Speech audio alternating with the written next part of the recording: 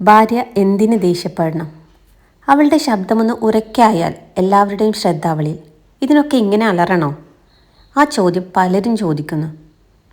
അവൾക്ക് ദേഷ്യം വരാൻ പാടില്ല, എതിർത്ത് സംസാരിക്കാൻ പാടില്ല, കുഞ്ഞുങ്ങളെ വഴക്ക് പറയാൻ പാടില്ല, എന്തിന് ഒന്ന് ഉറക്കി ചിരിക്കാൻ പോലും പാടില്ല.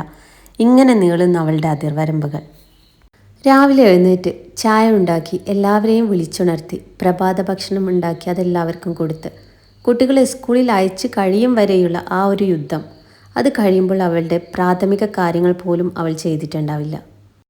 അതും അവളുടെ കുറ്റം തന്നെ. ഉച്ചക്കുള്ളതും വൈകിട്ടുള്ളതും മറ്റ് വീട്ടുജോലികളും എല്ലാം ഒറ്റയ്ക്ക് വൃത്തിയായി ചെയ്യണം. അതവൾ സ്വയം തീരുമാനിക്കുന്നതാണോ? അല്ല. അതെല്ലാം അവളുടെ മാത്രം ജോലിയാണെന്ന് അവളെക്കൊണ്ട് ആരൊക്കെയോ പറഞ്ഞുറപ്പിച്ചതുകൊണ്ടാണ്.